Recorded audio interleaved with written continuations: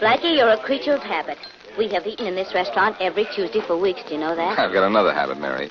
I pay the check when we're through eating, like now. Let's go, huh? I'm ready. I'd better take you straight home if you want to be there before your cousin arrives. Oh, well, she'll wait for me, I hope. Say there's a cab outside. Run out and see if it's vacant, will you? Right. I'll pay the check and be right with you. I think we have that cab, Blackie. The flag on the meter's up. Good. Your check, sir? Oh, here you are. Thank you. And here's your money. Oh, no, the meal is on the house, Mr. Peterkin. Thanks, but I'm not Mr. Peterkin. But I know better. We're proud to have your patronage, Mr. Peterkin. I'm not Mr. Peterkin. I'm Boston Blackie, and I'm giving you your money. And I'm returning it to you, Mr. Peterkin, please, with the compliments of the house. Look, I tell you, I am... forced me to tear up the check. There. Now you can't pay a check that does not exist. All right.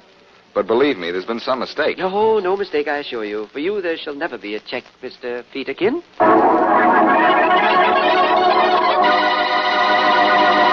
Now back to Dick Kollmar's Boston Blackie. Enemy to those who make him an enemy, friend to those who have no friend.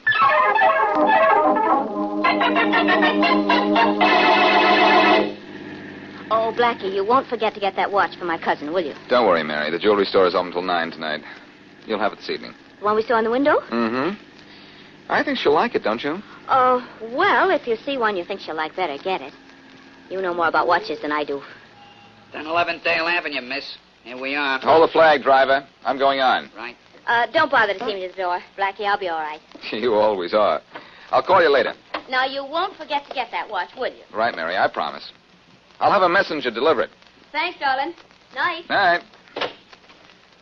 51 Sunset Parkway, driver, and step on it. You don't have to tell me where you live, Mr. Peterkin. What did you call me? Mr. Peterkin, Mr. Peterkin.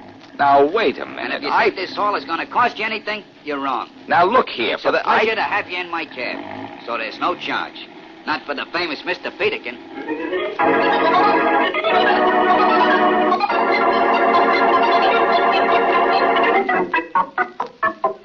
Good evening. I'd like to see a watch, please, like the one you have in the window there. I think you mean this one, don't you, sir? Yes, that's it. It's a lovely thing. How much? $90, sir, but naturally... Naturally what? Naturally, there'd be no charge for you, Mr. Peterkin. Now, wait a minute. My name is Boston Blackie. You're very modest, Mr. Peterkin, but I happen to know who you are, and I'm proud to give you this watch. I tell you, I am not Mr. Peterkin. I'm now, Boston... please, Mr. Peterkin, I meant no offense. Look, this is the third time in the last hour that someone has called me Mr. Peterkin. I am not Mr. Peterkin, and I am not accepting the watch without paying for it. Here's $90. But I couldn't take the money from Mr. Peterkin. Maybe you can't take it from Mr. Peterkin, but you can take it from me. And take it from me, you're taking that $90. Here.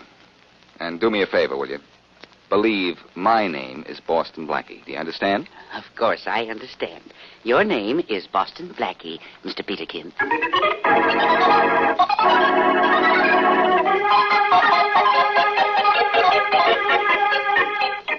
Oh, Mary, the watch is beautiful. You shouldn't have done it. You really like it, Trudy? Like it? It's the most beautiful watch I've ever seen. But you've certainly spent a lot of money on just an ordinary cousin. I haven't spent it yet. Blackie got it, and I haven't paid him for it. And besides, you're not just an ordinary cousin. Oh, it's lovely, Mary. Oh, I told Blackie not to have it engraved for you. Until after you'd seen it, that is. Now, be honest with me, Trudy. Is it really the kind of watch you like? Oh, who wouldn't like a watch like this? Well, all right, then. You can have it engraved this evening. Blackie said he got it at Brandon's. That's not far from here. We can run right over. Oh, I'd like to, Mary, but my train leaves at midnight, and there are some things I have to do downtown before train time. Oh, I see. I'll have it engraved when I get back. Well, all right. I guess that... Wait a minute. I can take it over to Brandon's for you. I can have it engraved and send it to you. Oh, Mary, would you take it over to the jeweler's for me? That'd be wonderful. Well, sure. Let's see. It's 8 o'clock now. I can take the watch to Brandon's right away, call for it tomorrow, and send it to you then. You're sure it won't be too much trouble? Trouble? This, Trudy, promises to be the least troublesome night of my life. Knock on wood.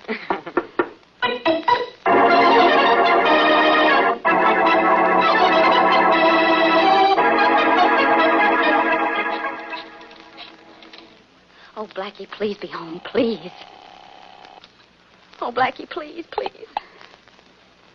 Hello? Oh, Blackie, this is Mary. Hello, Mary. How'd your cousin like the watch? Never mind about the watch. Come down to Brandon's jewelry store and right away. What's the matter? Plenty. Mr. Brandon's... Oh, Blackie. Mr. Brandon's dead. Brandon's dead. Murdered. What do I do now? I never found a body before. Turn off the lights, pull down the shades, lock the front door, and I'll be there in 20 minutes.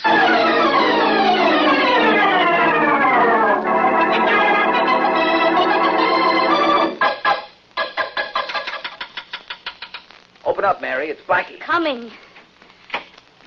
Are you all right? I don't know. I think I've aged. Sure, 20 whole minutes. Where's the body? It's over there behind the counter. You want me to turn on a light? No, raise the shade a little bit, will you, at the window? The street lamp will be light enough. Is that high enough? Yeah. I can see the body now. Mm-hmm. It's Mr. Brandon. He waited on me a little over an hour ago. And sold you the watch? Yep. Funny thing, too. He insisted that my name was Peterkin. I had to force him to take money for the watch. Oh, Blackie, you're joking. I think he was. I wonder if it was some gag of his, and the next customer he pulled it on didn't like it. What are you talking about? I wish I knew. Uh-oh. Somebody's opening the front door. Oh, my gosh, it's a special policeman. I'll do the talking, Mary.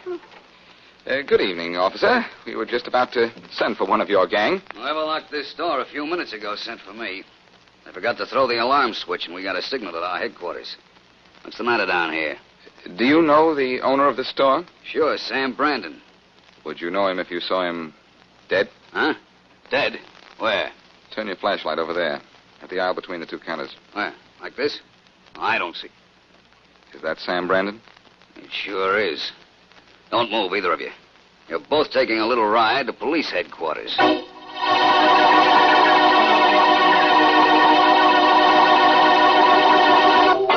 Blackie, you're here at police headquarters so much, you'll be made a sergeant soon. I'm not surprised to find you here. But, Miss Wesley, you're something new.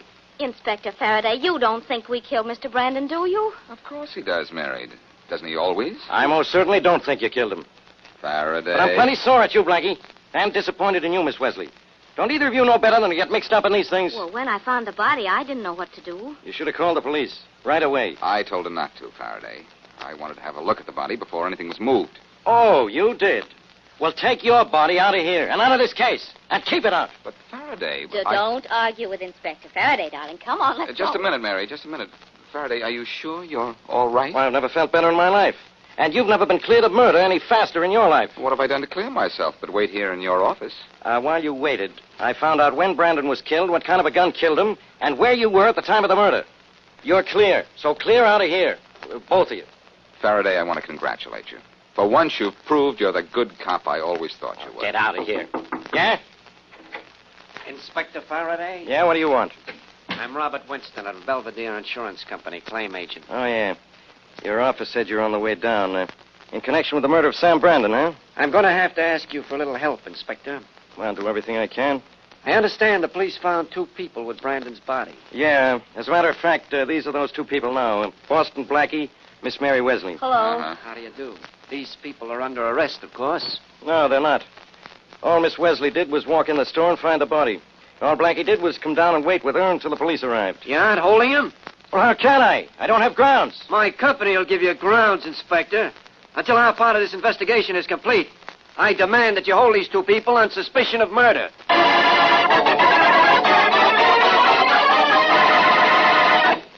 And now, back to Boston Blackie. This has been a strange evening for Boston Blackie.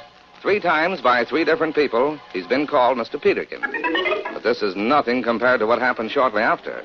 When Mary walks into Brandon's jewelry store with a watch Blackie had bought there an hour earlier, she finds the owner dead. When Blackie joins her in the store to start an investigation, they're both found there by the police. And though Inspector Farraday sees no reason to hold Mary or Blackie for Brandon's murder, an insurance agent demands their immediate arrest. As we return to our story, Robert Winston, the insurance agent, calls on a certain diamond dealer. Are you Mr. Bill Jackson? Yes, I am Bill Jackson. You wish to see me? Yes. Where'd you get the Yankee name? You're slightly foreign, aren't you? Slightly, but my name, it was so hard to pronounce, so difficult for you Americans to spell. I I decided to take one of your names, so I'm Bill Jackson. Well, I'm Robert Winston, Mr. Jackson, claim agent for the Belvedere Insurance Company. I am insured, thank you. Oh, you don't understand. I'm not selling insurance. I'm investigating an insurance claim. Oh, you must be in the wrong establishment, sir. I have made no claim. No, of course not. But maybe you read in the papers about the death of Sam Brandon. Ah, yes. It was such a shame, a terrible thing. The papers say it was murder. Is that so? Yes, I'm afraid it was. Did you deliver any of the pieces of jewelry here on my list to Brandon? Let me see. Yes. How many of those pieces did you deliver, Mr. Jackson? Why, all of them. I was afraid of that. Afraid? How do you mean, sir? Brandon insured them against theft with us, and they're all missing $100,000 worth. Good heavens, Mr. Winston. I gave those jewels to Mr. Brandon on consignment. Am I to lose all that money? No, of course not. My company will pay every cent Brandon owes. But if I'm not paid, I will be ruined. Don't worry, Mr. Jackson. You'll get paid. But first, I'm going to see Inspector Farraday and get him to charge Boston Blackie and Mary Wesley with murder and robbery.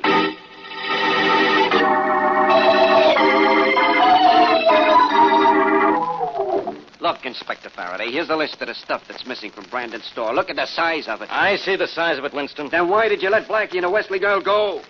Because I know they didn't rob Brandon's store or kill Brandon. Look, did you do your job at least up to the point of searching Blackie and the Wesley woman before you let them go? Sure, but that was just routine. Do you have a list of what you found on them? It's right here on my desk. But all they had on them were their own personal possessions. Let me see the list. Help yourself. Blackie had a pocket knife, small coins, various bills, but the usual stuff you always find in a man's pocket. Now will you be happy? Let's see the list of Miss Wesley's things. Here. What a list it is. Why do women carry all that junk?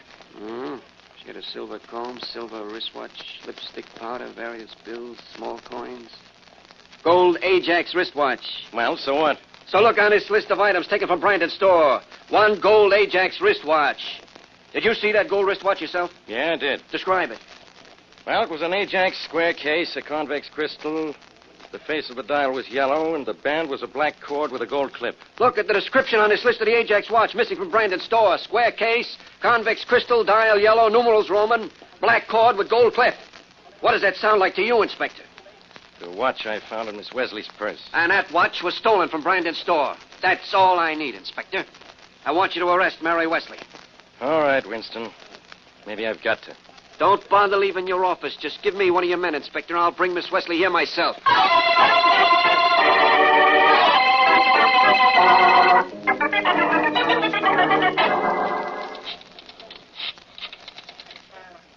Hello? Hello, Blackie. Mary. Anything the matter?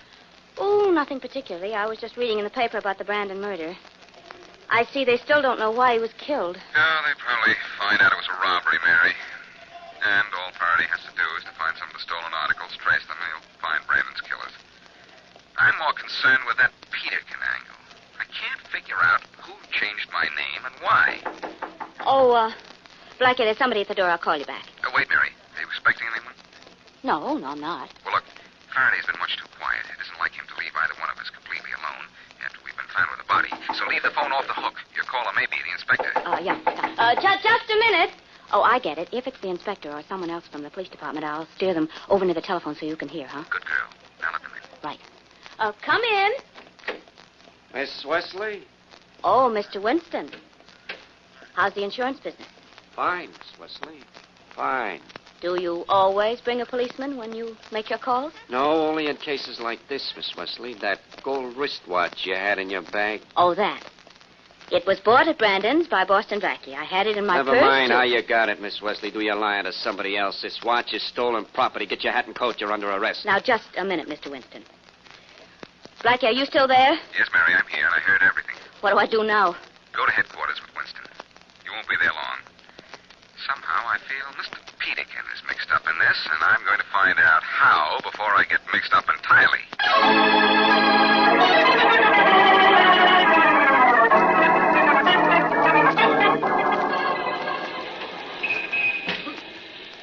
Closing my favorite restaurant rather early tonight, aren't you? Oh, you. Yes, Mr. Peterkin, remember? What's the idea of the gun? What was the idea of calling me Mr. Peterkin? Well, that's your name, isn't it? You know very well it isn't. Well, maybe I had you confused with somebody else. I have to go home now. I'll take you home in this cab here. Convenient, isn't it? I've had it waiting here just as it was waiting here last night when you called me Mr. Peterkin. I don't know what you're talking about. Okay, cabby. We're ready. Sure thing. You first, my friend. Of course. Where to, buddy? Don't you mean where to, Mr. Peterkin? Huh? Oh, it's you, huh? Well, where to? Drive to the edge of town and then keep on going. That'll be some fare. I get extra for going outside the city limits. Don't you remember? I'm Mr. Peterkin. I don't pay for anything. Oh, no? Look, both of you. We're going to play a little game. What kind of a game? A game called Peterkin. Your name is not Peterkin? Yeah. Ain't it, Peterkin? No, it isn't. And I'll tell you a funny little story. Only one other person in this world called me Mr. Peterkin. And do you know where he is now? No. In a morgue. Dead? He doesn't work there. All right, we made a mistake. We thought you were Mr. Peterkin. Who told you to think that? Nobody. Say nobody to me once more, my friend, and you'll be a body. Or have you forgotten this gun in my hand? Look, if we tell you, then what? Shut up, you. Shut up, you. Go ahead, driver. I don't know anything except it was a joke. Well, make me laugh, and maybe I'll let you live. But as for you... The driver's telling the truth. It was just a joke. Who told you to call me Peterkin? Brandon, the jeweler, but we didn't know who Brandon was until we saw his picture in the paper today. Yeah, he gave us no to call you Peterkin. He said it was a gag. Certainly was, on him. Take me to police headquarters, cabby. You want to turn us in, are you? No, I'm not turning you in. But I think I'm on the verge of turning a killer up.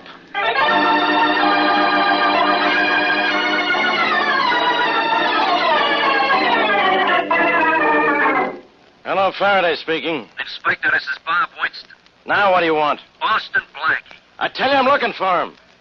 But I can't find him. Well, you'd better find him. I've questioned Miss Wesley, and she insists Boston Blackie gave it a watch. Now, you get me Blackie. I'm trying to. Well, stop trying and get him. Look, Winston, when I can't find Blackie, he can't be found.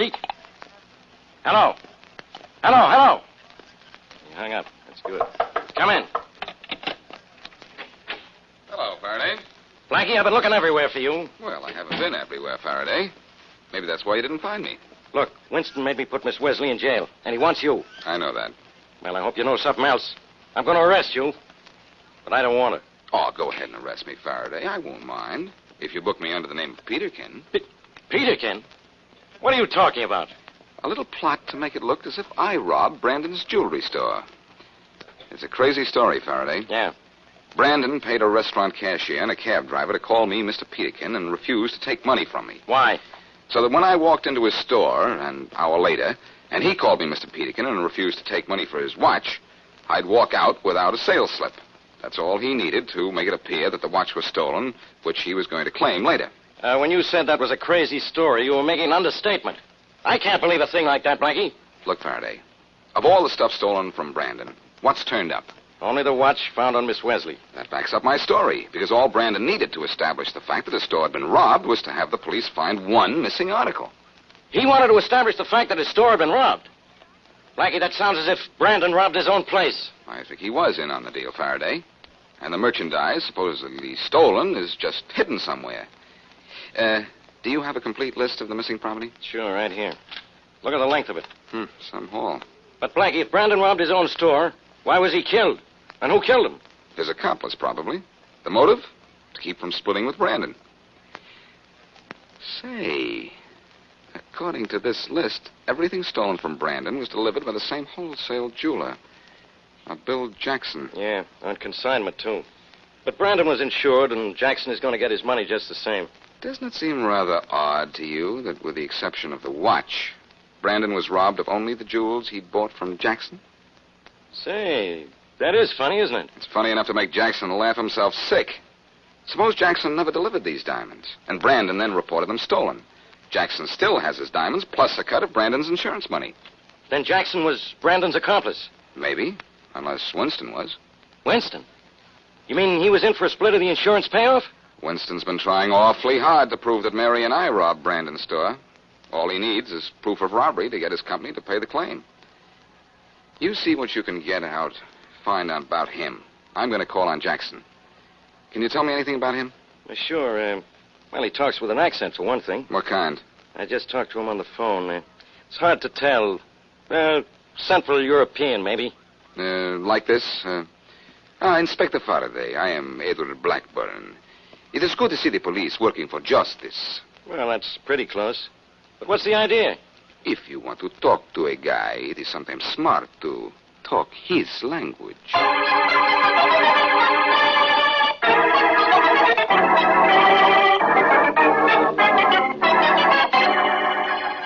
Ah, Mr. Blackburn, it is good to talk to someone from the old country. You would do business with someone from the old country, Mr. Jackson, of course? Of course. I am a bit embarrassed.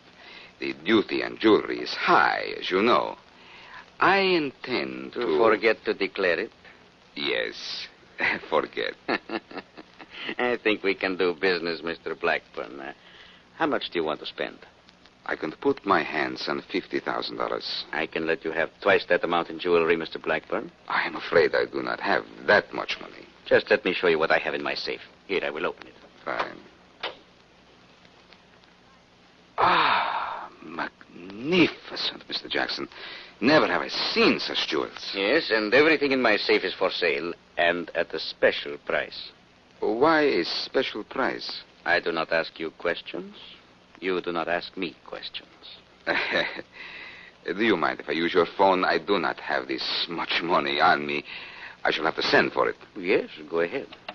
You will select for me $50,000 worth of the jewelry from your safe. Gladly. You are indeed the man to do business with, Mr. Jackson. I can see that. Faraday speaking. This is Blackburn. Blackburn? I have found... Yeah, Blackie.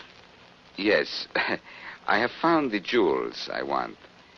You will bring the $50,000? Jackson has everything?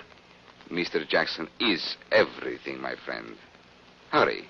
We'll be waiting for you.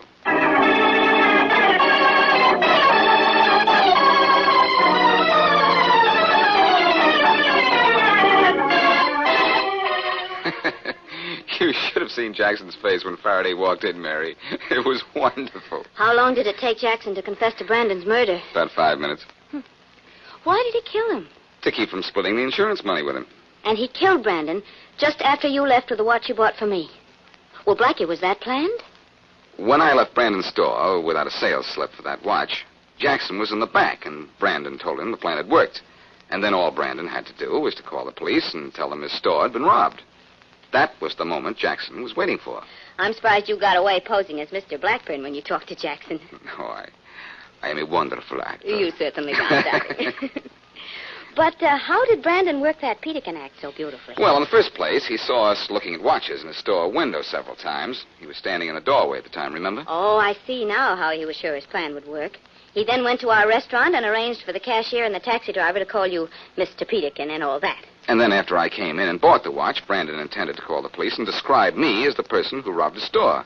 Have the police pick me up and find me with the watch. Yeah, but things didn't quite work out that way, did they? No. Jackson got greedy and didn't want to cut Brandon in on the tape. So he killed him, and that's that. Certainly is. You know, for a while I thought Mr. Winston had something to do with all this. Well, he didn't. I've got to leave now, Mary. Will you call me? Will I call you what? Anything. Anything at all except Mr. Peterkin.